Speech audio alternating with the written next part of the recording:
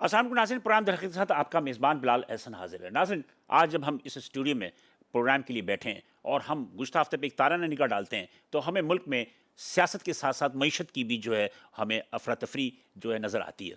मईशत के इस्तेहकाम के हवाले से मौजूदा हुकूमत बहुत काम कर रही है और हमने यकीनी तौर पे देखा कि मुआशी आशारिये जो है वो बेहतर होते चले जा रहे हैं। मिसाल के तौर पे अगर आप ये देखें कि गुज़श्ता माह स्टॉक एक्सचेंज जो है वो 1,16,000 पॉइंट्स पर पहुंच गया और उसके बाद आप सोने की कीमत देखें तो वो भी अपनी मुस्तहकम है। इसके अलावा डॉलर के रेट जो 277-78 पे जो है वो बिल्कुल मुंजमद हैं। इसके अलावा आप ये देखें कि जो स्टेट बैंक की मॉनेटरी पॉलिसी आई, उस मॉनेटरी पॉलिसी में उन्होंने कहा कि जो इन्फ्लेशन है यानी महंगाई है वो 4.5% पे आ गई है। ज़र मुबदला के ज़खायर वो 16 अरब डॉलर तक पहुंच चुके हैं। तो इससे अंदाज़ा होता है कि हम मुआशी अशारिये बेहतर हो रहे हैं और इस मुआशी अशारिये के बेहतर होने की वजह से यकीनी तौर पे जो ग्रोथ है मुल्क की वो भी बढ़ रही है। लेकिन कुछ ऐसे हालात हो जाते हैं हमारे मुल्क में जो कि एक चलती हुई मईशत को जो है वो धचका पहुँचाती है।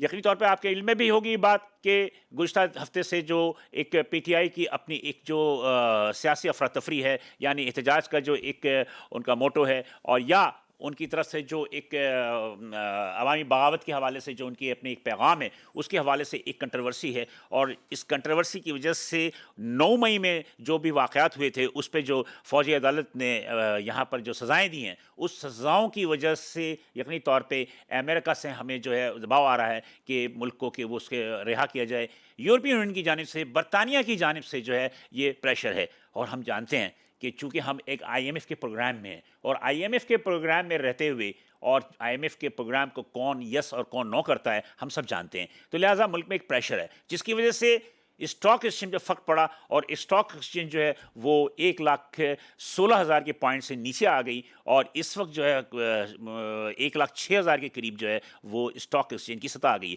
यकीनी तौर पे एक मनफ़ी असरात थे सियासी, जिसकी वजह से ये तमाम की तमाम सूरत हाल हुई। लेकिन बहरहाल मुल्क के माशरे बेहतर हैं और हमारी अपनी हुकूमत भी है और हम कोशिश करेंगे और हम यकीन रखते हैं कि मुस्तक़बिल में यकीनी तौर पे जो है इसमें अब मज़ीद बेहतरी आएगी। आज इस प्रोग्राम में जिन हज़रात को हमने मदऊ किया है या जिन्होंने हमारे इस प्रोग्राम को रौनक बख्शा है, उनसे मैं आपकी गुफ्तगू करा दूँ इसलिए कि हमारा प्रोग्राम नैचुरली तौर पर मुकम्मल तौर पे इकोनॉमिक प्रोग्राम है। हम इकोनॉमिक पे ही अपने अहाता करेंगे और इकोनॉमिक भी देखेंगे। तो मेरे पहले मेहमान हैं आज जनाब हाजी गनी उस्मान साहब। हाजी गनी उस्मान साहब ये साबिक़ वाइस चेयरमैन हैं जनाब पाकिस्तान स्टॉक एक्सचेंज के। थैंक यू गनी उस्मान साहब फॉर कमिंग। मेरे दूसरे मेहमान हैं जनाब शर्जील गोपलानी साहब। शर्जील गोपलानी साहब को मैं ताजिरों का इमाम कहता हूँ और माशाअल्लाह काफ़ी एनर्जेटिक आदमी हैं और इस एनर्जेटिक में आदमी हैं, बेलाग तबसरे करते हैं। तो ये अक्सर मेरे प्रोग्राम में आपने देखा भी होगा। ये आज जो मेरे पास जिस हैसियत में मौजूद हैं, वो हैं सदर all Pakistan timber merchant association के। ये सदर हैं टिम्बर मर्चेंट एसोसिएशन के और आज ये यहाँ मौजूद हैं और इनसे हम कुछ गुफ्तगू करेंगे। Thank you Sharjeel Gopalani for coming. मेरे तीसरे मेहमान हैं जनाब इलियास मेमन साहब। इलियास मेमन साहब को भी गाए-बगाए आपने मेरे प्रोग्राम में देखा होगा। काफ़ी एनर्जेटिक आदमी हैं और बेलाग तबसरा करते हैं और ताजिरों में काफ़ी मुँहफट हैं और अपनी बात जो है वो यकीनी तौर पे वो हर के सामने कहते हैं। वो पीठ पीछे कहने के जो है कायल नहीं हैं। इलियास मेमन साहब आज यहाँ मौजूद हैं। ये हैं सदर हैं तारिक रोड ट्रेडर्स एसोसिएशन के। थैंक यू इलियास मेमन साहब कि आप तीनों हज़रात यहाँ तशरीफ़ लेकर आए। मैं कोई भी वक़्त ज़ाया किए बिना अपने पहले मेहमान जनाब गनी उस्मान की जानिब बढ़ते हैं और उनसे कुछ सवालात करते हैं। जी, मैं पहले जो चलते हैं हम गनी उस्मान की जानिब और गनी उस्मान साहब से ये क्वेश्चन करेंगे कि इस वक्त जो सूरत हाल है मुल्की के मईशत सूरत हाल बेहतर हो रही है और स्टॉक एक्सचेंज जो है वो एक काफ़ी बुलंद सतह पर जा रहा है। तो स्टॉक एक्सचेंज की बुलंद सतह पर जाने की वजूहत क्या है? क्या ये आर्जी है या ये एक आशारिया बेहतर बता रहे हैं? देखिए, आपने ये देखा कि पाकिस्तान स्टॉक एक्सचेंज में फाइनल इंडेक्स 1,16,500 पे पहुंचा। इसके बाद अचानक गिराव आया कि 9,000 मार्केट 9,000 पॉइंट 2 दिन में गिर गई। एक दिन में 5,000, एक दिन में 4,000। वो आपने देखा कि 1,05,000 पे आ गया। फिर मार्केट ने फिर राउंड बेस्ट किया और 1,12,000 पे आ गया। और आज आपने देखा है कि आज मार्केट 3:30 बजे जो क्लोज़ हुई है तो इंडेक्स 1,991 पॉइंट माइनस था। इसकी देखिए आप मतलब एज ए मीडिया ओनर या न्यूज़ के लिहाज से मैं ये कहूँगा कि जो इक्विटी मार्केट है ना, ये आपने ये भी देखा कि हमारे मुल्क में केबल रेट 22% पे थे और आखिरी अभी आपने देखा कि केबोर हमारा 13% पे आ गया है। तो लिहाजा आप अंदाज़ा लगा लें कि मार्कअप रेट जो 9% डाउन हो गया, इसकी एक वजह ये भी थी कि मार्केट ने अप ट्रेंड किया। अब ये फोरकास्ट है कि मार्केट इंटरेस्ट रेट और 2% आने वाले फरवरी के फर्स्ट वीक में 1 से 2% और गिरा होगा। जैसे आपने कहा कि इन्फ्लेशन 4.5% पे आ गया है। अब इन्फ्लेशन 4.5% पे तो आ गया है, मगर मैं नहीं देखता हूँ कि गवर्नमेंट तो कह रही है कि 4.5% पे आ गया है, मगर हम मार्केटों में तो देखते हैं कि 4.5% नज़र नहीं आ रहा नहीं, है। उस पे इकोनॉमिक जो जो मुआशी तज्ज़ेकार है वही कहते हैं कि महंगाई कम नहीं हुई, हाँ रफ्तार कम हो गई है। हाँ, रफ्तार कम हो गई, जो रफ्तार बढ़ कम रही हो थी गई वो रुक गई है। है। हाँ, हाँ रफ्तार कम हो गई है, हाँ, लेकिन मार्केट में करेक्ट, महंगाई उस 100% पे करेक्ट। बिल्कुल, तो तो ये ये देखिए ना, इक्विटी मार्केट का आप देखते हैं कि इक्विटी मार्केट काफ़ी नीचे थी। अब आप अर्निंग देखें, अब आपको 13% में आप बोरो करते हैं तो आपको 13% में पैसे बैंक से नहीं मिलते। केबोर प्लस मतलब 13 + 1 2 depend upon party to party पे 15 डिपेंड से है। 16% हाँ, मिलता पार्टी टू पार्टी है कि अच्छी पार्टी है तो केबोर +1 पे भी मिलते हैं, केबोर +2 पे भी मिलते हैं। अब आप इनकी अर्निंग देखें, पाकिस्तानी बैंकिंग इंडस्ट्री का जो आप 31 दिसंबर का अभी रिजल्ट आएगा, ये समझ लो फर्स्ट वीक ऑफ फरवरी में, तो आप सोच नहीं सकते कि ऐसे रिजल्ट आएंगे। ऑलरेडी आपने 9 महीने के इनके रिजल्ट तो आपने रिसर्च किए होंगे कि इनकी अर्निंग आप देखें। मैं बैंकों का नाम नहीं लेता हूँ, फिर कंट्रोवर्शियल बातें हो जाती है कि आप, तो मेरे ख्याल में आने वाला वक्त भी ये नहीं है। नो डाउट कि इंटरनेशनल जो आपने बातें की अभी कि जो फौजी अदालतें हैं, फौजी कोर्ट है, इसमें सज़ाएँ हुई, इंटरनेशनल हमारे उनके एतराज़ लोगों के आए।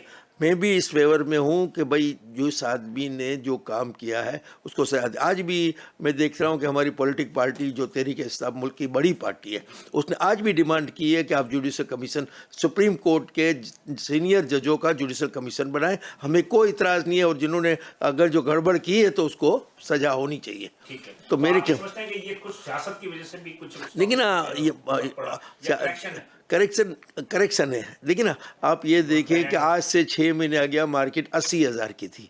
जिस मार्केट ने 33% प्लस किया तो 5-7% उसको गिरना ज़रूरी था। तो उसका ये नहीं है कि इसका कोई ख़राब इफेक्ट, नॉन इकोनॉमी के पीछे गवर्नमेंट अच्छी मेहनत कर रही है। हमारे जो फाइनेंस मिनिस्टर औरंगजेब साहब भी आए, वो माशाल्लाह काफ़ी इकोनॉमी के बारे में एक्टिव है। तो मेरे ख्याल में स्टॉक एक्सचेंज अगर जो उतार चढ़ाव ना हो तो फिर इसका नाम स्टॉक एक्सचेंज बोलना भूल जाएंगे। नहीं, स्टॉक एक्सचेंज में एक बात भी रही है कि लोगों को बड़ा खतरा रहता है कि बात माजी में हम देखते हैं कि जनाब बड़े क्राइसिस हुए, कुछ लोगों की सट्टेबाजी की वजह से जो है वो डूब गए, तो लोग इसमें से डरते हैं। नहीं, अब डूबने वाला या फ्रॉड होने वाला ज़माना ख़त्म हो गया। अब पाकिस्तान स्टॉक एक्सचेंज एक इदारा, फुल इदारा हो गया है। लाहौर इस्लामाबाद स्टॉक एक्सचेंज मर्ज हो गई है। आप ट्रेडिंग करते हैं, विथिन 2 मिनट आपने पता होगा कि आपने कभी भी ट्रेडिंग की होगी, विथिन 2 मिनट आपको मैसेज आ जाता है। अब डिफ़ॉल्ट होने के भी चांसेस ख़त्म हो गए, क्योंकि स्टॉक एक्सचेंज का कंट्रोल है ना, डेली टू डेली आपसे मार्जिन वो कलेक्ट करता है। अगर जो आपके यहाँ मोर सेल है और स्टॉक में आपके पास, समझ लो कि जैसे स्टेट बैंक कैसे करता है कि बैंकों से मार्जिन डिपॉजिट कर लेता है, इस तरह स्टॉक एक्सचेंज भी उनको ट्रेडिंग नहीं करने देता जब तक उनके पास मार्जिन नहीं होती। तो अब वो ज़माना आपके, मैं मानता हूँ, हम तो 50 साल से स्टॉक एक्सचेंज में बस रहे हैं, हमने काफ़ी उतार चढ़ाव देखे हैं, फ्रॉड देखे हैं, लोगों के पैसे चले गए। आपकी बातें सही है बिल्कुल। तो मेरे ख्याल में अब वो ज़माना नहीं आ सकता। आप ये फ्रॉड कर सकते हैं कि आपसे मैंने उधार लिया और आपको पैसे नहीं दिए। बाकी लीगली स्टॉक एक्सचेंज में आप पेज अकाउंट से काम करेंगे, आपको पेज अकाउंट से होगा, आपका डिविडेंड आपके अकाउंट में आएगा, आपका डिविडेंड का 15% जो टैक्स कटना है ऑटोमेटिकली टैक्स कट जाएगा। तो बड़ी मैकेनाइज सिस्टम है। मतलब कि अब वो रिस्क नहीं है। अब वो रिस्क नहीं है। अब हम ज़रा सा गुफ्तगू कर लेते हैं शर्जील गोपलानी साहब से। शर्जील गोपलानी साहब चूँकि सदर हैं ऑल पाकिस्तान मर्चेंट एसोसिएशन के, तो शर्जील गोपलानी साहब, क्या जबकि अब शरह सूद कम हो गई है और सियासत, तो क्या इसकी वजह से कुछ इंपोर्ट या एक्सपोर्ट में इजाफा हुआ, या सियासी जो अफरा तफरी है इसकी वजह से कोई फ़र्क पड़ा है?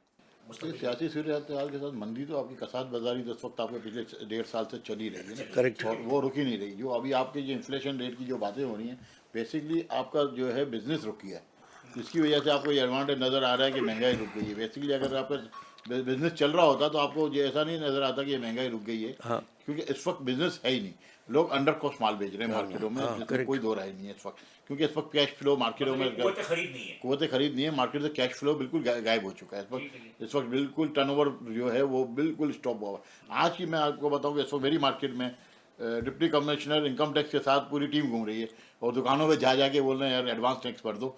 ताकि हमारा टारगेट पूरा हो। ठीक है ना, इस वक्त हालत ये है कि एफबीआर की भी हवाइयाँ उड़ी हुई हैं। एफबीआर के चेयरमैन जो है राशिद लंगड़ियाल साहब ने ये कहा है कि कोई भी मनी बजट नहीं आएगा। नहीं, मनी बजट की अब तो गुंजाइश ही कोई नहीं है। कहाँ आपने तो जाएगा? देखें सारे शॉर्टफॉल को पूरा करने के लिए मिनी बजट नहीं, शॉर्टफॉल आप जो भी कर लेना, आप जितना भी अब आप ऊपर जाते हैं 45% 55% पे आप टैक्स पे खड़े हुए हैं।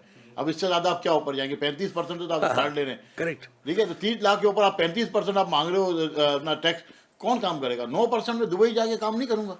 मुझे बताए ना, मैं 1 करोड़ रुपये यहाँ लगाऊं, मैं दुबई चला जाऊँ, वही 1 करोड़ लेके और मैं छोटी सी दुकान लेके बैठ जाऊँ, तो मेरे पास तो टर्नओवर बिजनेस वहाँ अच्छा है। जिसने यहाँ इंडस्ट्री लगानी है, रॉ मटेरियल इंपोर्ट करके काम करना है, यहाँ पे रिश्वतें देनी है, इनकी मिन्नतें करनी है, जलीलो ख्वार होना है, महकमों को मुंह देना है कि अगवा होना है, ज़मीनों पे कब्जा होना है, तो बेहतर नहीं है दुबई जाके सुकून वाली ज़िंदगी गुजार के वहाँ इंडस्ट्री लगाऊँ, वो काम करूँ। इस वक्त जितना दुबई में कारोबार है, जितना दुबई में बिजनेस है, जितना दुबई में इंडस्ट्री तरक्की कर रही है, इस वक्त पाकिस्तान का क्लास ही कोई नहीं है। आप भूल जाएं इस वक्त पाकिस्तान में कोई चीज़ है, ये सब बेकार की बातें। ये जो आपके जो ग्राफ बेहतर हो रहे हैं, ये सिर्फ आप कुछ भी नहीं है। देखिए ये अभी गनी भाई ने बोले नहीं एक बात, गनीस्मान भाई ने, कि इस वक्त मार्केट में तो डायरेक्ट इसका कोई इम्पैक्ट नहीं आया ना। और मार्केट में अगर इम्पैक्ट नजर आए, क्या आपका इन्फ्लेशन रुक गया और मार्केट में लोगों की कुव्वत खरीद, देखें जीडीपी जब तक आपके ऊपर नहीं जाती, करेक्ट। जब तक आप कोई भी फिगर्स के ऊपर बात है, आप जीडीपी की बात करें ना, आपने 2003 में जीडीपी 7.8 पे लाके खड़ी की और आपको हर शख्स का जो है लाइफ स्टाइल चेंज नजर आया, लिविंग स्टैंडर्ड चेंज हुआ। जो साइकिल वाला था मोटरसाइकिल पे आया, मोटरसाइकिल वाला गाड़ी पे गया, जिसके पास फोन नहीं था घरों में उनके हाथ में मोबाइल फोन आ गए। तो ये बात है, जीडीपी की आप बात करें, आप जीडीपी की बात क्यों नहीं कर रहे? आप बात कर रहे हो बैंकर्स की, कि क्लोजिंग वाले दिन में अपना फिगर दिखा दिया लोगों से कैश बोरो करके, और आपने बोला आपकी इकोनॉमी स्टेबल है। नहीं है, स्टेबल नहीं है इस वक्त। 22% से 13% पे सूद आ गई तो यकीन एक्सपोर्ट बढ़ी होगी। देखें आपकी एक्सपोर्ट जो बनी ना, कुछ आइटम ऐसे हैं जो आप कम्पीट करके मार्केट से, इंटरनेशनल मार्केट में आपने कुछ काम कर लिए, और बहुत से सेक्टर ऐसे हैं जिसपे ये लोग मेहनत ज़रूर कर रहे हैं कि भाई आपका टेक्सटाइल्स के अलावा भी सर्जिकल आईटी सेक्टर में भी आके 4 से 5 अरब डॉलर देखिए आईटी सेक्टर में हमारे हिसाब से कम 50 अरब डॉलर आपने लॉस किया है। अगर आप आईटी सेक्टर इसको टर्की का उठाएं, तो जो टर्की में जो इंडिया काम हो रहा है, वो आपका पाकिस्तानी काम कर रहे हैं टर्की में बैठ के। इंडिया को देख लें। तो आप अभी जितना आप इन्वेस्टमेंट इस बार आईटी सेक्टर पे कर रहे हैं, कि तमाम सेक्टर लग गए, जितने भी एनजीओ हैं आईटी सेक्टर्स के ऊपर लग गई, वो आपको अभी भी वो रिटर्न नहीं मिल रहा, क्योंकि आईटी सेक्टर्स के ऊपर भी जो सर्विस प्रोवाइडर्स हैं उनके ऊपर भी जो टैक्स का रेशियो है ना, सबसे बड़ा मेरे ख्याल में इंटरनेट का भी आ गया। इंटरनेट ब्रॉडबैंड जो है वो स्लो हो गया। उसके साथ देखिए बिलाल भाई, उसके साथ सबसे बड़ा मसला है टैक्स का। जितना टैक्स आप सर्विस प्रोवाइडर से ले रहे हैं ना, इतना टैक्स दुनिया में कहीं नहीं लिया जाता। आपको इन चीज़ों को बेहतर करना, हाँ आप ज़रूर जाएंगे, आपका टैक्स नेट बढ़ाएं, आप अपना हजम बढ़ाएं, ना कि आप जिनके ऊपर टैक्स है उसको बर्डन बढ़ाएं। ठीक है, जिस वक्त जो मिनी बजट ना लाने की बात हो रही है, उनके पास गुंजाइश ही कोई नहीं है। सारी चीज़ें तो पूरी कर चुके हैं, हर जगह ऊपर जा चुके हैं ये। अब आपको अगर अपना हजम बढ़ाते हैं, तो जिसके लिए उनको मेहनत करनी पड़ेगी पंजाब पे, जिनको लिए उनको मेहनत करनी पड़ेगी केपी पे, आप फिर वही कराची पे मेहनत करने के लिए उतरते हैं।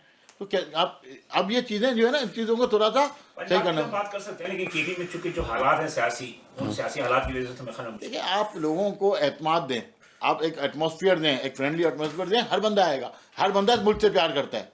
सही कह रहे हैं, लेकिन बात यह है कि मुल्क से लोग जो भाग रहे हैं, तो लोग तो मुहब्बत वतन की बात करते हैं, तो मुल्क से तो लोग भाग रहे हैं। पासपोर्ट पे ऑफिस में रश लगा हुआ है और लोग जो है पासपोर्ट हासिल करना चाह रहे हैं।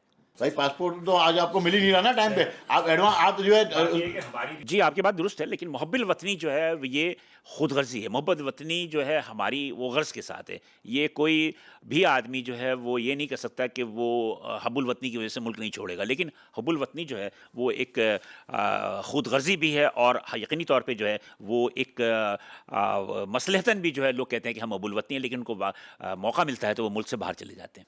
गर्ज की सही, करेक्ट। नहीं ऐसा नहीं है, सेल्फिश नहीं बिलाल भाई गर्ज की नहीं है बात। ये है कि आपने यहाँ पे मिलता क्या है बच्चे को, यहाँ बच्चा जब तालीम हासिल करता है, उसकी जगह एक रिटायर्ड अफसर जाके उस सीट पे बैठा होता है 60 साल के बाद भी। तो हर चीज़ का काम जो है एक ही सेक्टर ने करना है। ये तरक्की पजीर ममालिक का एक सान्या है, लेकिन आप इसको अगर आप ये देखें कि अगर आप देखें कि हमारे मुल्क में हमें कुछ भी नहीं दिया, तो आज आप देखिए फ़लस्तीन को देख लें कि उनका क्या आशय है कि उनके पास वतन नहीं है अपना, या अफगानिस्तान चले जाएं, अफगानिस्तान की क्या सूरत हाल है, या दीगर वो ममालिक जिनके पास वतन नहीं है। तो जैसा भी है, टूटा फूटा जो भी मुल्क है, मैं समझता हूँ हमें इस पर शुक्र इसमें तो कोई दो राय नहीं। वतन भी तो हम क्या कर रहे हैं, हम वतन को तबाह कर रहे हैं। हम चले आप क्या कहते हैं इस हालात में जो दोनों हजरात में बात की? मेरे भाई हालात बिल्कुल इसलिए कि आप तो एसएमईज में से हैं तो आपका तो ज्यादा वास्ता भाई पड़ता है correct. जैसे हमारे देखिए मेरी बात हमारी मार्केट में ऑनलाइन की मैं इनको गनी को बता रहा था, ऑनलाइन की लगभग 40 से 45 दुकानें ऑनलाइन हमारी मार्केट में बंद हो गई, इसलिए नेट नहीं चल रहा नहीं चल रहा। एक आदमी 4 से 5 आदमी काम कर 100-150 आदमी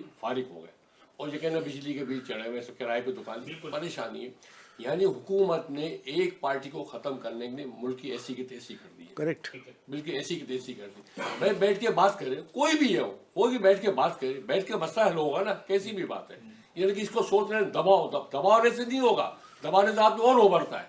एक दबाव चैप्टर क्लोज कर दो, वो खामों का होने ही चाहिए, होने ही चाहिए बातचीत का मतलब। सर बातचीत का सिलसिला तो शुरू हो गया है, बातचीत का मसला भी डबी शुरू हुआ है, डबी शुरू हुआ। आप कैसे ऊपर से प्रेशर, यार क्या बातें करो यार, आप साथ में सजाएं भी दे रहे हो और साथ में बातचीत भी करो, आप दोनों चीज बात करो, ये किस चीज की बात है? अफगानिस्तान में परसों पाकिस्तान के सफीर गए हुए थे मुज़ाकरात के लिए, और दूसरी तरफ पाकिस्तान ने बमबारी भी कर दी।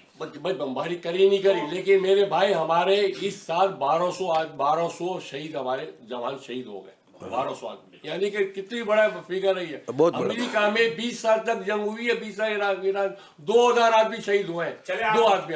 तो इलियास भाई ये मार्केट की क्या सूरत हाल है? मार्केट के बहुत पोजीशन खराब है, कारोबार नहीं, जैसे विंडो शॉप पे आपने रश बहुत लगा हुआ है, रात से आने का अंदर कस्टमर नहीं है। आप ठीक कह रहे हैं, लेकिन पार्किंग की जगह तो मार्केटों में मौजूद नहीं है। आप गाड़ी लेके जाएं, मोटरसाइकिल लेके जाएं, पार्किंग की जगह नहीं मिलती। रस बहुत अच्छा पता है ना, जैसे मेमन साहब नहीं मेमन साहब ने बताया ना, खुद बात कर रहा हूँ कि अंदर कस्टमर नहीं है, रोडों में बहुत रश है, इतना रश है कि चलने की जगह नहीं है। मैं खुद बात बड़ी मुश्किल से मैं निकल के आया हूँ, मैं पीछे गलियों से निकल के आया हूँ, काम नहीं है, काम कारोबार क्या, लोग तफरी के लिए मार्केट जा रहे हैं, टाइम पास करने के लिए, सेलें लगी हुई है, कारोबार की बहुत पोजीशन खराब है। उसमें आपको भी पता, आप भी देखते रहो, मालूम। मैं मान रहा हूँ, मैं कह रहा हूँ कि देखिए जो चीजें महंगी हैं उस पे मामला खराब है भाई साहब। परचेजिंग पावर, जो आदमी की तनख्वाह 35,000 40,000 क्या करेगा? 2 लाख, वो बिजली के भर में गैस ही नहीं आ रही, बिजली नहीं आ रही, कुछ भी नहीं आ रही। मुझे जरा एक वक्फे में जाना है, और वक्फे के बाद जब दोबारा हाजिर होंगे तो यकीनी तौर पे हम चाहेंगे कि इलियास मेमन साहब अपनी गुफ्तगू जो है कंप्लीट कर लें। तो हम चलते हैं वक्फे की जानिब। नाज़रीन यहाँ पे एक छोटा सा वक्फा लेते हैं, साथ रहिएगा। नाज़रीन पुरान दरख़्त हम दोबारा हाजिर हैं, और वक्फे में जाने से कबल यकीनी तौर पे हमारे मेहमानों की आपने बेलाग गुफ्तगू सुनी होगी, और हम मज़ीद जो है गुफ्तगू के सिलसिले को आगे बढ़ाएंगे। तो मैं कहता था वक्फे से कबल के इलियास मेमन साहब की गुफ्तगू जो कुछ रह गई थी, तो मैं चाहता हूँ इलियास मेमन साहब आप अपनी गुफ्तगू को कंप्लीट कर लें।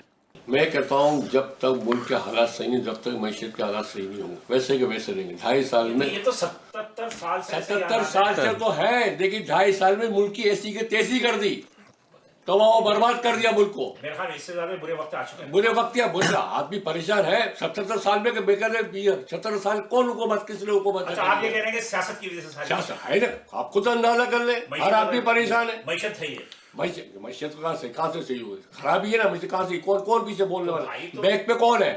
बैक पे कौन है? मैशत के बैक पे कौन है? आप हमें क्या? नहीं, आप कह रहे हैं क़ुव्वत खरीद नहीं है लोगों को। हाँ है ना, नहीं है ना, बिल्कुल नहीं है। मैं पर्ची कहाँ से पैसे, आप क़ुव्वत खरीद क्यों? हर चीज तो महंगी हो गई है। नहीं क़ुव्वत खरीद कैसे होगी सर जी? ये बताएंगे, एक आदमी की सैलरी है मंथली, एवरेज सैलरी आप देख ले 35 से 50 हज़ार है, वो 35 से 50 हज़ार में क्या क्या वो करेगा? क़ुव्वत खरीद का प्रूफ यही है ना, आप अंदाजा लगा ले, आप ये मीडिया पे बैठे। जिसकी 40 से 50 हज़ार रुपए तनख्वाह है, वो बिजली का बिल भरेगा, स्कूल की फीस भरेगा, घर का ग्रोसरी का सामान कहाँ से पूरा कर सकता है? इसका मतलब ये हुआ इलियास भाई कि हम ये कहें कि मईशत में खरीद कम हुई है, वो सिर्फ बिजली का बिल है। बिजली का बिल बहुत, सबका गैस का बिल है, सब चीज है, हर चीज के बड़े पड़े हुए, हर चीज की प्रॉब्लम है। गैस का बिल तो ये है कि सर्दी का सीजन है ना, सर्दी का सीजन है, गैस तो आ ही नहीं रही, गैस तो आ ही नहीं रही, गैस का बिल का क्या करेंगे? गैस नहीं है, हर चीज तबाही मचा दी, तबाही। ये 2.5 साल में तबाही मचा दी है, तबाही मचा दी है। तो मतलब बिजली के बिल सबसे बड़ा फैक्ट है। करेक्ट 100%। आप बेचारा जो मासी घर में काम करती है, जिसकी बेचारी के 15,000 तनख्वाह, उसको 5-5, 6-6 हज़ार रुपए का बिल आ रहा है, वो कहाँ से भरेगी? वो किराए देगी, कहाँ से कम करेगी? उसमें भी सोचो ना, जो गार्ड बैठे हुए हैं, गार्ड के बीच में 22,000 तनख्वाह है, वो बेचारे यहाँ वहाँ खाना खाते, वो कहाँ से पूरा करेंगे यार? कंपनी 40,000 मिली, उनको 20,000 तनख्वाह दे, 22,000 तनख्वाह दे रही है। अब रेशो देख ले गार्डों को, आपको ये परेशानियां हैं, लेकिन इसको कौन सोचेगा? लोग अपने जेब तो भर रहे हैं, लोग दूसरे को ऊपर नहीं देख रहे हैं। करप्शन भी बढ़ गया है। करप्शन बढ़ा हुआ है, 100% बढ़ा हुआ है। करप्शन बढ़ावा, बिल्कुल बढ़ावा, करप्शन नहीं बढ़ा। हर आदमी चाहता है कि रिश्वत मिल जाए हमें और हर आदमी, गुजारा करूँ मैं अपना। हर बेटे को हर जिसके अंदर है। मैं आपसे यही बात करना चाह रहा हूं। मैं गनी उस्मान साहब की तरफ आऊँगा और गनी उस्मान साहब से पूछूंगा कि क़ुव्वत जो ख़रीद आप कहते हैं कि कम हो गई है, तो हुकूमत की जानिब से जो कम से कम तनख्वाहें थीं वो तकरीबन 40,000 या 37,500 रुपये थी, तो क्या आप समझते हैं कि कुछ जो इदारे हैं लार्ज मैन्युफैक्चर सेक्टर वो इस पर अमल कर रहे हैं? करेक्ट, आपकी बात 100% करेक्ट है कि इसमें मैं बिला झिझक एक्सेप्ट करता हूँ कि इसमें जो हमारे मुल्क के बड़े सरमाएदार हैं या बिग बिजनेसमैन हैं, अल्लाह मियाँ ने, मैं ये नहीं कहता कि पाकिस्तान ने हमें कुछ नहीं दिया, मैं कभी नहीं कहता।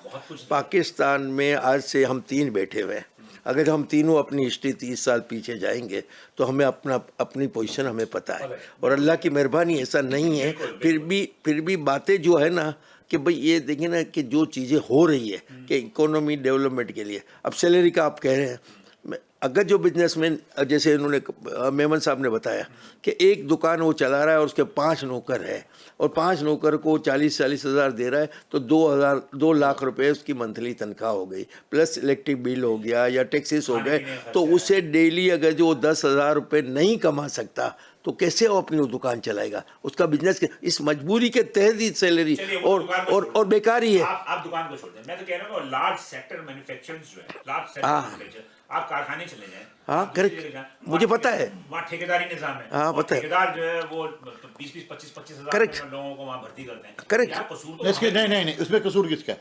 उसमें कसूर है हुकूमती की महकमों का कि आज वो इंडस्ट्रियलिस्ट जो है डायरेक्ट लेबर भर्ती करने की जगह ठेकेदारी सिस्टम पे इसलिए आ गया कि अंदर जब उसकी यूनियन बन जाती है और जो ब्लैकमेलिंग होती है वो किस तरीके से इंडस्ट्री, वो पैसा जो है प्राइवेट सेक्टर का है, पैसा बैंक का नहीं है। अगर बैंक का पैसा हो तो वो डिफॉल्ट करके बोले जन्नत में गया, मैंने हर चीज फुलफिल की, ये मेरी ऑडिट रिपोर्ट क्या, यूनियन बन जाती है, ब्लैकमेलिंग शुरू हो जाती है। यहाँ पे आके जो है लोग आगे बनी हुई यूनियन है। आप पंजाब में 1,90,000 से 9 लाख रुपए तनख्वाह, उनके बाप के पैसे 9 लाख तनख्वाह, आवाम के पैसे 9 लाख रुपए तनख्वाह कर दी असेंबली वालों को मेंबर किया।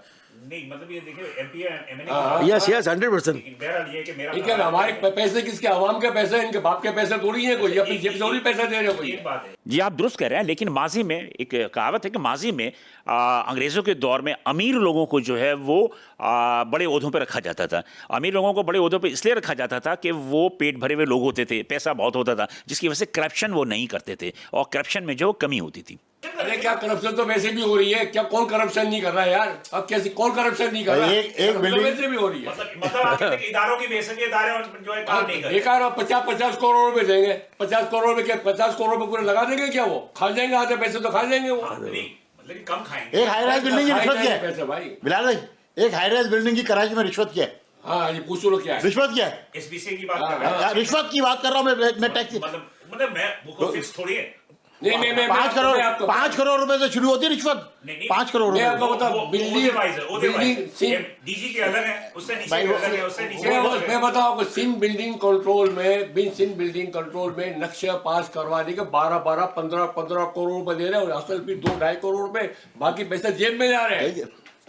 खुद के बता रहा हूँ आपको बात की। अच्छा मजे की बात है, मगर देने वाले आप एक सेकंड, आप कभी आबाद वालों को बुला दो, नहीं तो आबाद वालों को ही बुला, आबाद वालों ने मुझसे बोला है कि पैसे जाते हैं, इनसे पूछो ना कौन पैसे लेता है, सर्च कर रहा हूं, उन्होंने तो आज तक नहीं कही। बोलो ना कौन पैसे लेता है, बोलो इनसे पूछो ना कौन पैसे लेता है। नहीं ये बात जी मैं सही बात है, कर बात है। बात ये है कि करप्शन तो हर इदारे के अंदर है। अभी एक मोहल्ले में मेरे घर बन रहा था, तो उस घर पे एसबीसीए के जो भी डिप्टी डायरेक्टर थे या भी जो इंस्पेक्टर थे वो आ गए और उन्होंने कहा कि जनाब आली कि अगर आप 2 लाख रुपए रिश्वत नहीं दोगे तो हम आपका मकान तोड़ देंगे। तो मजबूरन उन्होंने उनको जो है 2 लाख रुपए देने पड़े। बहादुराबाद पे एक दुकान बनी हुई है, सब कुछ बनी हुई, उसने शटर बंद कर दिया, उसने दीवार खड़ी कर दी, उसने दोबारा शटर खोलने के लिए उस पर धावा बोल दिया कि तो भाई मैं बीच में पड़ा, मेरे भाई शटर में था, बाई रोज पर शटर है, दुकान बनी हुई है डबल, उसके ऊपर 10 लाख रुपए उससे मांग लिए और जब भी 2 लाख में फैसला लिया। आप अंदाजा करो। आपकी बात दुरुस्त है। जी गनी भाई, ये सवाल जो है मैं इनसे पूछ लेता हूँ, गनी भाई से, चूंकि हाउसिंग सेक्टर में ये भी चल रहे हैं।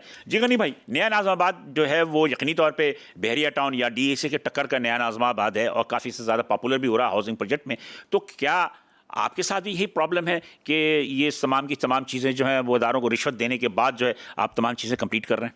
देखिए ओपनली तो ये आप समझ गए ना कि ब्रिज बनाया ना, ब्रिज मेरे मतलब दोनों उसको बन ही नहीं सकता ये। मेरे दोनों भाइयों ने आपसे बातें क्लियरली इल्जाम लगाया इल्जाम नहीं है। आप ये नहीं कहते कि उन्होंने इल्जाम नहीं लगाया, रियलिटी है, रियलिटी है, ये इल्जाम नहीं है। लेकिन अब पाकिस्तान, आपको क्या हर्डल्स है? देखिए हमने माशाल्लाह नया नाज़माबाद आपका ये प्रोजेक्ट आज 12-13 साल से बन रहा है। माशाल्लाह काफी अल्लाह की मेहरबानी है, फाइनली हमने एक आलीशान वहाँ मस्जिद बनाई, वहाँ क्रिकेट ग्राउंड बनाया, वहाँ जिम खाना बनाया, वहाँ लाइक आपने जैसे कहा कि ब्रिज बनाया। तो ब्रिज बनाने के लिए आप समझते हैं कि ब्रिज ऐसे आसानी से नहीं बनता। हाँ, 1.5 किलोमीटर पौने 2 किलोमीटर का ब्रिज कोई गवर्नमेंट ऑफ पाकिस्तान ने बना के नहीं दिया। नहीं, मुख्तलिफ लोगों को रुश्वत यूं थी कि जो ब्रिज जिस एरिया से पास हो रहा था ना, उसमें कुछ लोगों के प्लस माइनस थे, तो हमने उन लोगों से सेटलमेंट किया। अगर जो नीचे मेरी 4 दुकानें हैं, मुझे पता चला कि इसको ये माइनस है या ये प्लस है, उन लोगों से हमने एक सेटलमेंट किए और वो ज़रूरी था। उस सेटलमेंट के बगैर पब्लिक की बात हाँ पब्लिक। और दूसरा ये कि जो इदारों से आपको क्या प्रॉब्लम हुई? इदारों से वही प्रॉब्लम हुई जैसे दोनों भाइयों ने हमें बताया कि पाकिस्तान में क्या काम कराने के लिए क्या करना पड़ता है। आपने तो बात छेड़ी है रियाज भाई। क्या नहीं मौलानी, ये तो मैं बोलता हूँ, आप जो है ना आवाज से ये वाली बात है मौलानी साहब, मैं बल्कि खराज तहसीन पेश करता हूँ उस्मान गनी साहब को, गनी उस्मान भाई को, कि आज तक कभी भी है ना हमने जब बात की है ना तो लोग पीछे हटे। ये वाइट शख्स थे जो हमारी बात की बिल्कुल तायद करते हैं, क्योंकि जबकि ये डायरेक्ट इफेक्ट ही है ना, क्योंकि इफेक्ट ही हमेशा अपने आप को डिफेंसिव पे जाते हैं, ऑफेंसिव कभी नहीं आते। बात ये है कि जब एक बच्चों को एक बात पता है, जब बच्चे को एक बात पता है तो कैसे छुपा सकते हैं? कैसे सकते हैं इसको? रोड कटिंग करने के लिए उसमें आया जरा पैसे, रोड कटिंग नहीं कर सकता। मेरे मोहल्ले में 120 का है, मकान बना रहा है बंदा, कंस्ट्रक्शन कर रहा था। आप यकीन करें कि उसके अंदर 1+2 ही है, 1+2 परमिशन ही वही है। वो आने के बाद उन्होंने 2 लाख रुपए मांगे, कहने लगा 2 लाख रुपए नहीं दोगे तो हम इसे डिमोलिश कर देंगे, रोक देंगे, 2 लाख रुपए देने पड़े। तो ये बात आपकी दुरुस्त है, मैं तो सिर्फ उस्मान गनी साहब बोला। तो हाउसिंग सेक्टर, मैं जरा इस पे हाउसिंग सेक्टर का कुछ बेहतरी आई है? देखिए हाउसिंग सेक्टर में प्राइसेस बढ़ गए, हमारे कंस्ट्रक्शन कॉस्ट है ना बहुत ही बढ़ गया है। तो लोअर कैटेगरी की जो गुंजाइश थी ना, वो उनकी बाइंग पावर ख़त्म हो गई। अब आप देखें कि मैं अपने प्रोजेक्ट का ही नाम लेके कहता हूं कि आज से 12 साल आगे हमने जो प्लॉट बेचे वो 10-10 लाख, 12-12 लाख, 15-15 लाख में बेचे। आज कोई भी प्लॉट वो 8 मिलियन या 15 मिलियन से कम का नहीं है वहाँ। तो और अब कंस्ट्रक्शन कॉस्ट, पहले हम 120 गज का घर ग्राउंड +1 का 1200-1300 स्क्वायर फीट का बनाते थे तो 40 लाख में बन जाता था। आज की तारीख में वो 90 लाख के कम का नहीं बनता। तो जिन लोगों की जो सख्त थी, चलो आपका एक घर है और आपने वो घर बेचा, आपका घर 40 लाख का था, 80 लाख में बिक गया, फिर भी आप फंस गए, तो आपके पास बाइंग पावर नहीं है। पाकिस्तान को तो आप अमेरिका बना रहे हैं, पाकिस्तान तो रेंटल इनकम पे चलेगा। 80 अब आगे जाके कोई नहीं लीजिंग होती है। मगर मैं आपको एक और बात बता दूं, देखिए ना, पाकिस्तान में पहले हर आदमी अपना छोटा घर बना लेता था। अब बेचारा 40,000 या 50,000 की तनख्वाह वाला 25,000 की कोठी टाइप के घर में किराए से रहता है, वो घर ले ही नहीं सकता लाइफ में।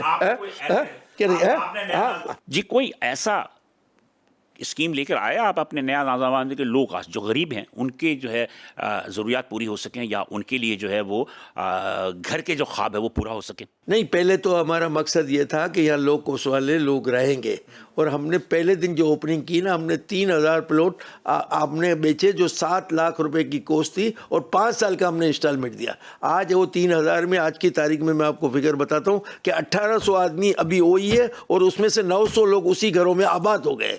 तो उनको बेनिफिट हो गया, हमें भी बेनिफिट हुआ, मैं नहीं कहता हमें नहीं हुआ। लेकिन ये बात उस वक्त की बात कर रहे हैं जिस वक्त वो इस एरिया में कोई जाना नहीं चाहता था लॉ एंड ऑर्डर की वजह से। जब लॉ एंड ऑर्डर बेहतर हो गया तो उसके बाद आहिस्ता आहिस्ता जो है वो उसकी वैल्यू बनी। लेकिन एक आम सा जो एक इल्जाम है कि बिल्डर जो है पहले अपना मुनाफा देखता है और उसके बाद फिर लोगों के, देखिए बिजनेस होता है, धंधा इंसान करता है, कारोबार करता है तो मुनाफे के लिए करता है, नुकसान के लिए कोई नहीं करता। हाँ देखिए बिलाल साहब, कारोबार कोई नुकसान के लिए नहीं करता। अपनी पब्लिसिटी चलाते हो, ये वफा देते हो, वो आपको किस लिए करते हो कि आपका प्रोग्राम कामयाब, आपका जो नहीं ना। तो देखिए मेरी बात सुनो, वो प्रोग्राम कामयाब हो वो तो अलग कहानी है, लेकिन एक इन्वेस्टर जो होता है वो लाजमी सी बात है कि जैसे मिसाल के तौर पर जैसे कह रहे हैं ना, मुनाफे 90 लाख रुपए का मकान चला गया, बन जाता। मेरा कहने का मकसद ये है कि क्या आप अपने रेट ऑफ प्रॉफिट को कम करके उसको इतना आप वो कर दें, और या फिर बैंक से जो है वो 8,000 7,000 तो कश्य सर बैंक से कहाँ से लोन लेगा? बैंक से अगर जो 1 करोड़ रुपए की आप लोन ले रहे हैं तो 22% इंटरेस्ट प्लस केबोर तो 24% इंटरेस्ट था। कहाँ से? हाउसिंग को लोन देते ही नहीं है आप, मतलब नहीं कोई नहीं, हमारे यहाँ बैंकिंग इंडस्ट्री हमारी प्लॉट पे मॉर्गेज करके लोन देती थी पहले जब नहीं HSBC में नहीं, ये कॉमर्शियल बैंक है, कॉमर्शियल बैंक, मगर वो कॉमर्शियल बैंकों ने भी पहले 9-10% था, लोगों ने लिए, अब 22% हो गया तो 22% में आप कहाँ से इंटरेस्ट भरेंगे? इंटरेस्ट कहाँ से भर रहे हैं? आपका तो बड़ा गहरा ताल्लुक है हाउसिंग इंडस्ट्री से, क्योंकि आपका टिम्बर का मामला है। आपके इंपोर्ट में इजाफा हुआ या फिर वही सूरत है? श्रिंक हो गई है, श्रिंक हो गई है। हमारे 1500 कंटेनर जो इंपोर्ट थे वो 300 पे आ गए हैं। ओहो, वो भी सिर्फ मजबूरी ये है कि हमें अपने कॉन्ट्रैक्ट पूरे करने पड़े, वरना अदरवाइज तो हमारा कारोबार बंद है। कारोबार मतलब कि हाउसिंग की वजह से हाउसिंग सेक्टर आपका तकरीबन आपका एक्सट्रक्चर सेक्टर जो प्राइवेट या गवर्नमेंट सारे ही बंद पड़े, गवर्नमेंट के भी सेक्टर बंद पड़े। देखिए हाउसिंग चलेगा तो 45 इंडस्ट्रियाँ चलेगी। हमारा तो काम इस वक्त 2-2.5 साल से बंद है और प्रोजेक्ट सारे रुके हुए हैं। और देखें हाउसिंग सेक्टर आप जो बिल्डर की बात कर रहे हैं, किस्तें नहीं आ रही, देखिए इनका लॉन्ग टर्म प्रोजेक्ट होता है। मैंने कहा आप भी 5-6 साल गया। हाँ, आप भी बिल्डर बन रहे हैं? नहीं, मेरे को कोई शौक नहीं है बिल्डर बनने का, या माफिया का जब नाम दे दिया जाए किसी प्रोजेक्ट को तो उस काम में मेरे को कोई शौक नहीं है उन जगह पे जाने। ये बाइज्जत काम है। नहीं, बिल्कुल बाइज्जत काम है, लेकिन यहाँ के मेरे को अच्छी तरह याद है जब आपके गवर्नर यहाँ पे तो मोइनुद्दीन हैदर था, तो मेरे वालिद साहब कंस्ट्रक्शन करते थे एक शहर में, तो एक हमारी मेमन बुक फाउंडेशन की किताब की एक रौनमाई थी, तो कराची क्लब में आके गवर्नर साहब ने बोला कि वो जी जिन्हें बिल्डर माफिया बन गई है। तो उस दिन हमारे वालिद साहब ने तो बोला बाबा प्लॉट लिया हुआ था, नक्शा पास हुआ था जमशेद रोड पे, अगले दिन वो सेल जैसे थे औने पौने रेट में सेल करते, बोले कारोबार ही नहीं करना। यहाँ पे मसला ये है कि देखें बिल्डर का कारोबार एक दुनिया में रियल इस्टेट का कारोबार अच्छे वाइट कॉलर बिजनेस में आता है दुनिया में, ठीक है। आपका दुबई उठाने वाला कौन है? अबू बकर शेखानी, चैपल ग्रुप, ठीक है। जिस दिन इन्होंने आपके 92 में सर अब्दुल्ला शाह मुराद अली शाह के वालिद ने जब बिल्डर्स के ऊपर 350 बिल्डर्स पे कराची में FIRs काटी थी ना, तो ये सारा बिल्डर चाह गया दुबई। इससे पहले दुबई का कोई नाम नहीं जानता था। दुबई को बिल्डिंग बनाना और माल बेचना हमारे मेमनों ने जाके मेमनों ने सिखाया। इमारत तो पहले भी था। इसी तरह आपके मेमनों ने जाके पंजाब में भी सिखाया। आज आप देखें इस्लामाबाद, आज आपका जो लाहौर, मरी, हमारा हम क्या जाके भूख नहीं मरेंगे, ये याद रखिएगा। हम तो अगर अमेरिका में जाके भी कंस्ट्रक्शन की फील्ड में गए ना तो अल्लाह ताला हमें तो रोजी दे देगा। अलमिया ये है कि यहाँ के लोग हमारी जो समझे कि जो चीज़ हमारे अंदर अल्लाह ताला ने दी है उससे फ़ायदा नहीं उठाना चाह रहे, तो अल्लाह उससे फ़ायदा नहीं उठाना चाह रहे। देखिए जो फ़ायदा नहीं उठाना चाह रहे तो उसका नुकसान अल्टीमेट मुल्क को ही है। देखिए ना, हम गुजरात में थे, इंडिया में हमारे बड़े वहाँ भी कारोबार करते थे। हम यहाँ भी कारोबार कर रहे हैं, हम यहाँ से कहीं और चले जाएंगे तो भी हम यहाँ पे इस वक्त परेशान हैं। अब हमारी समझे आपने जो बात है हुब्बुल वतनी मुहिब्बुल वतनी सब कुछ है। हम पिछले 800 साल से जो है ना हम यहाँ से माइग्रेशन ही कर रहे हैं। एक छोटा सा बात पूछूंगा, उसके बाद मुझे वक्फे पे जाना है, फिर मैं यास के साथ लगाऊंगा। क्या नफे में नुकसान हो रहा है? नफे में नुकसान, कारोबार जो है ना, नहीं नफे नुकसान की बात नहीं है, नुकसान होता है नफे में, नहीं नफे नुकसान की बात नहीं, कारोबार का एटमॉस्फेयर, एक माहौल दोस्त पॉलिसी। आप देखें ना पाकिस्तान बिजनेस काउंसिल ने क्या कल बात की है कि पाकिस्तान जो है बिजनेस फ्रेंडली कंट्री नहीं है। मतलब है माहौल का, माहौल जो है ना आप प्रोवाइड करें। क्यों हम अपना घर उजाड़ के कोई जाएगा? हमें क्या शौक, क्यों अपने बच्चों को दूर करेंगे? यहाँ पर मुझे ज़रा एक वक्फे में जाना है और वक्फे के बाद जब दोबारा हाजिर होंगे तो यकीनी तौर पे हम चाहेंगे कि इलियास मेमन साहब अपनी गुफ्तगू जो है कंप्लीट कर लें। तो हम चलते हैं वक्फे की जानिब। नाज़रीन यहाँ पे एक छोटा सा वक्फा लेते हैं, साथ रहिएगा। नाज़रीन पुरान दरख़्त हम दोबारा हाजिर हैं और वक्फे में जाने से कबल यकीनी तौर पे हमारे मेहमानों की आपने बेलाग गुफ्तगू सुनी होगी और हम मज़ीद जो है गुफ्तगू के सिलसिले को आगे बढ़ाएंगे। तो मैं कहता था वक्फे से कबल के इलियास मेमन साहब की गुफ्तगू जो कुछ रह गई थी, तो मैं चाहता हूँ इलियास मेमन साहब आप अपनी गुफ्तगू को कंप्लीट कर लें। नफे नुकसान उसकी बात नहीं है। नफे में नुकसान ये होता है कि आपने देखा कि मुझे नुकसान किसी को नहीं है। जो कंस्ट्रक्शन कॉस्ट जो है 7,000 रुपए स्क्वायर फुट हो गई है। नहीं बात आप कारोबार नुकसान होता है, क्यों नहीं होता है? जैसा मिसाल को आपने बोला कि आदमी इन्होंने का 5 आदमी रखे हुए 40-40 हज़ार तनख्वाह क्यों नहीं बढ़ा रहे? तो भाई तनख्वाह बढ़ा ही नहीं सकते कि इतने बिजली के बिल आ गए, इतने अखराजात बढ़ गए, इसको पूरा हो ही सकता। एक तो परचेजिंग पावर कम हो गई है और दूसरे हम तनख्वाह नहीं बढ़ा सकते। हम कैसे बढ़ा सकते हैं? आप अंदाजा खुद सोच रहे हैं, आदमी तो कम हो जाएंगे तो बढ़ा नहीं सकते। कमाई नहीं है तो कौन सा? आप एसएमएस में से स्मॉल मीडियम एंटरप्रेन्योर में काफी एक्टिव आदमी हैं। मुझे एक बात बताइए कि अगर यही सूरत हाल एसएमएस में है तो फिर हर गली मोहल्ले में ये एसोसिएशन क्यों बन रही है? वो तो केएमसी की गायों की तरह है। मतलब कि आप भाग के इस रोड की अलग तो भाई वो अपना शौक पूरा कर रहे हैं ना, वो अपना शौक पूरा कर रहे हैं। उनके अराकीन नहीं है और दुकानदार नहीं है भाई ये अपनी ये अपनी यूनियन में मेहनत कर रहा है ना, नाम है ना, हम भी अपनी यूनियन मेहनत कर रहे हैं ना। वो आदमी यूनियन बनाता है किस लिए बनाता है?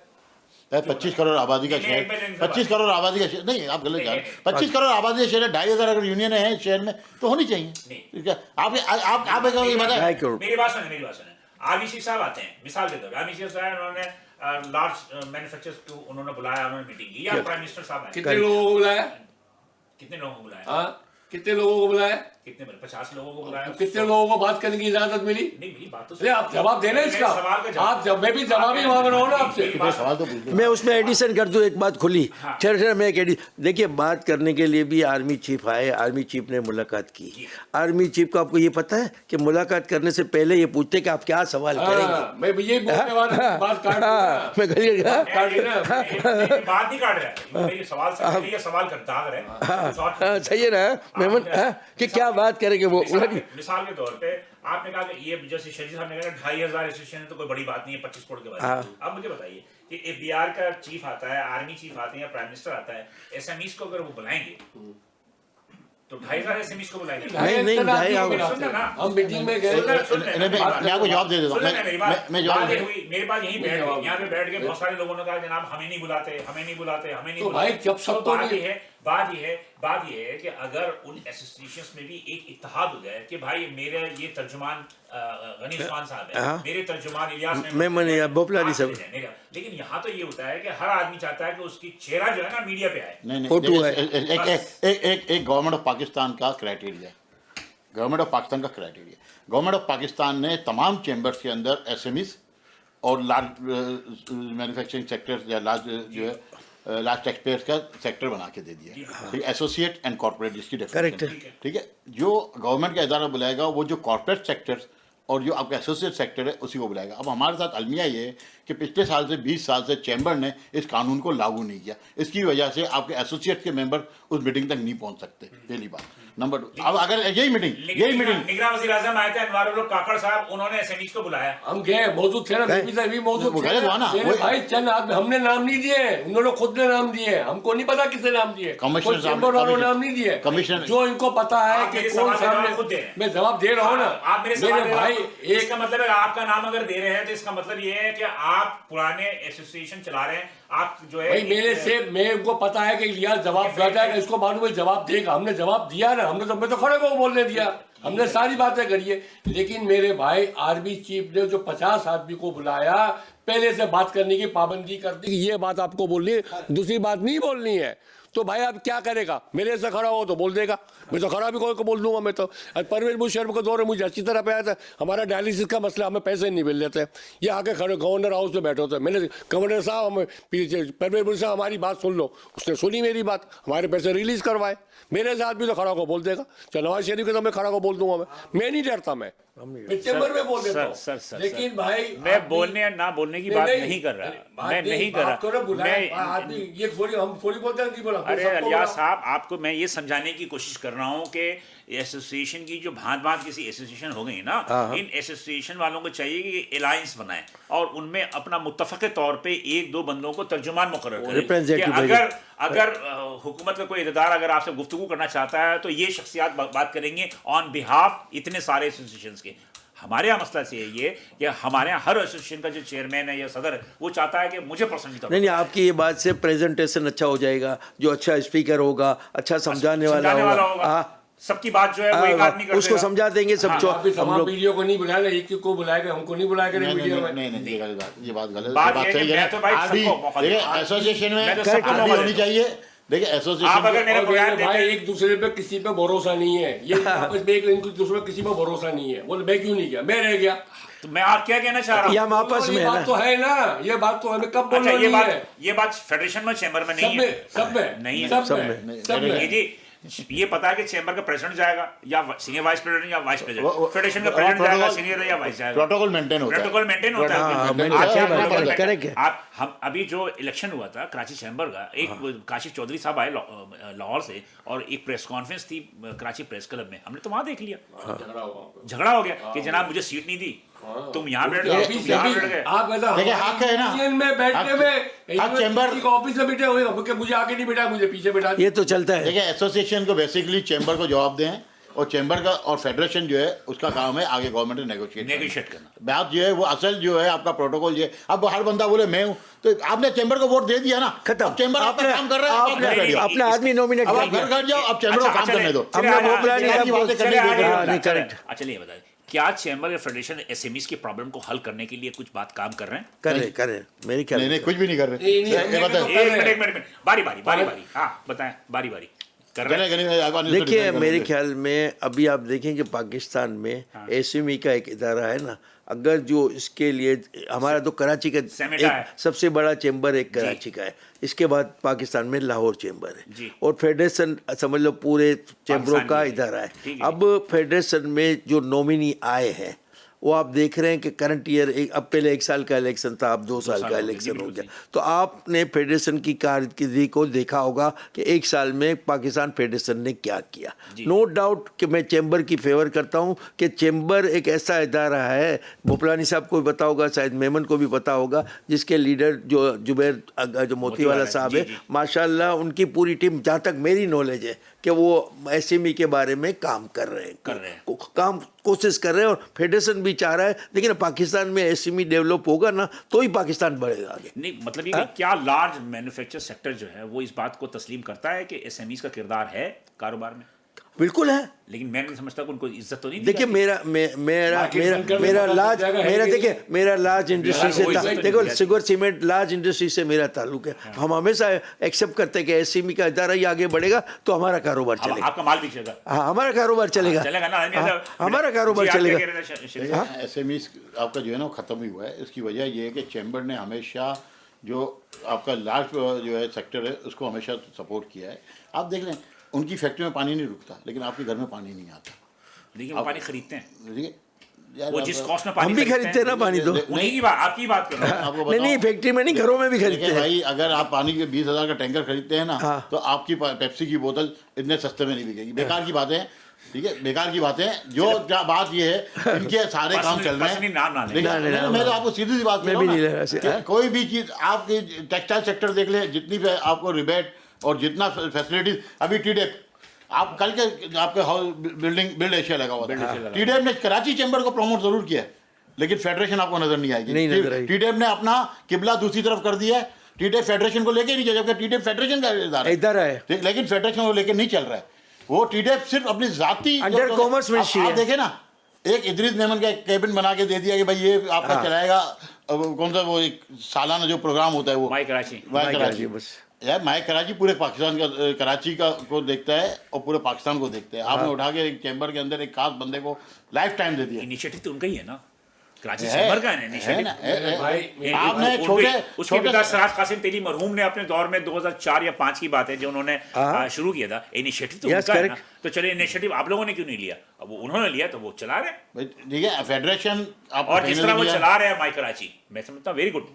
मेरे ख्याल में इसके अलावा कराची में किसी भी ताजरी एसोसिएशन में इतनी हिम्मत नहीं है कि वो इस तरह चला सके। ये बात भाई, जितना बड़ा एडवांटेज आपके पास है ना कराची चैम्बर के पास, ऐसी 10 एयरलाइन एयरसीआर के मुकाबले में खड़ी होती। अभी बना रहे हैं ना कराची वो भी फेडरेशन के लोग बना रहे हैं।